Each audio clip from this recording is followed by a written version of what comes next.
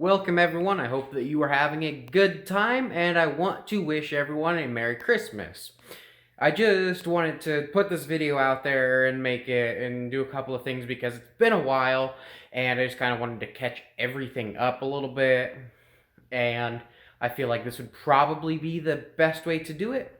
Just, I guess, Dotson's right here, obviously. If you've followed my Instagram, I am supposed to have a video out on this, but I'm having some issues with it, and it's something that just happens kind of when you're modifying cars, and especially when you're in BFE, it's a little bit difficult to get certain parts certain times, especially around the holidays. So right now this is in the garage because I'm lucky enough to be able to have it in the garage, but nothing's happening with this yet. And by that I just mean it's not together yet. I'll go more into detail after it's together and after I've figured everything out, but I'm not going to make crazy claims and then regret saying something before everything's worked out. So, as I was saying, a little bit of update on everything. Under this blanket is the 5.3 engine. And it's sat here for a little bit because I'm still collecting parts for this to go in what it's going in, because I don't think I've exactly said what it's going in. I need headers, a fuel pump, and I need to finish the wiring harness. There's a couple of things on there that I need to fuse, like put fuses in, and a couple of relays that I need to run, but I don't know exactly which ones, but I'll figure that out, or have someone else figure that out at a later day. Here's the crusty old automatic that came out of the Subaru. Probably going to turn it into scrap metal because it's leaking all over the floor, and I offered it online for $50 because it has a 2-3 shift slippage and might need, might need front bearings in the diff. So it would be a good core for someone, and no one wants it, so I'm just gonna scrap it. And that door, I would get rid of it too because it has a big old dent on the bottom, except the glass, I could take the glass out of it and the molding and stuff. Yeah.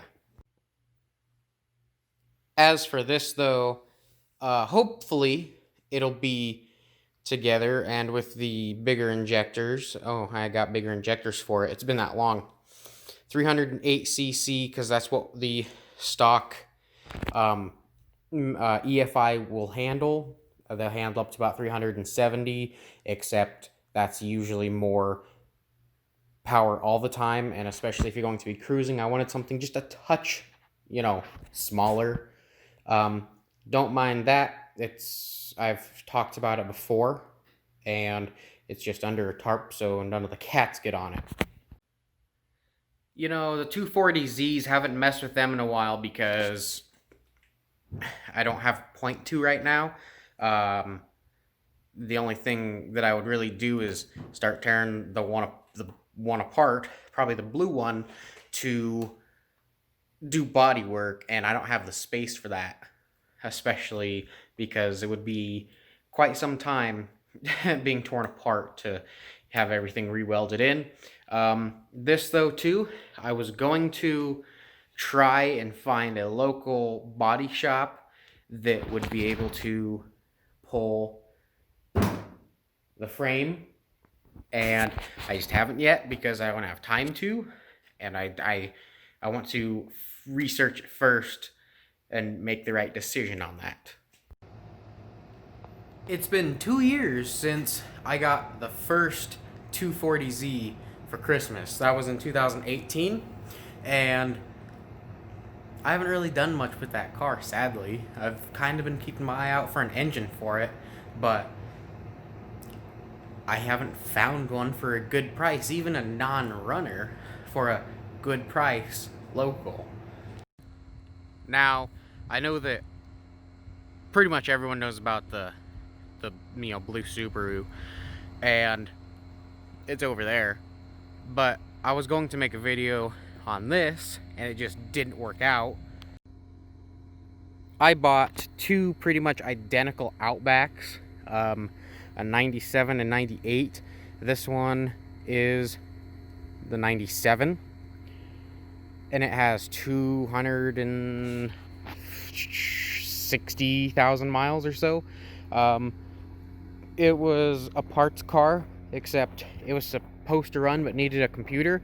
Surprise, surprise, I put a computer in it and it didn't run.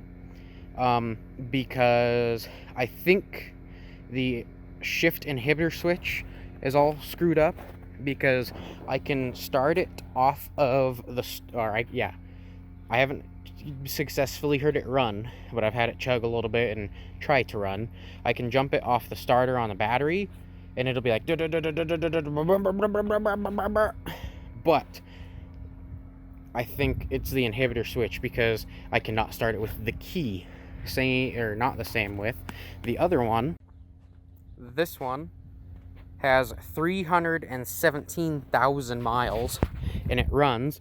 I took my drone out one day, and I was standing on the top of the car making videos, or at least trying to, and forgot I didn't have an SD card in it. This was also a parts car. There's some parts missing, yada yada. Both of these have EJ25Ds. I was going to take the engine out of this one and take the heads off of it and put it on my 2.2 in the blue car, because I wanted to do a overhead cam car and to eventually turbo it. But I know what you might be thinking, if you're kind of unfamiliar with Subarus, why not just take the bigger displacement engine and put it in? These blocks aren't very strong, and the rotating assembly is pretty much only for these engines. It's hard to try and build them, and the 2.2 is just better for boost, because Subaru for some reason practically made them indestructible. Yes, they still have their weak spots like blowing ringlands, but they're strong. I'm trying to keep it short. I'm not trying to bore you. That's what's going on with this. That's what's going on with everything else. The K10, I'm hoping to have it back on the road next year. There's something that's going on with it that I'll explain more in a future video, but that'll do it for today, and have a good one.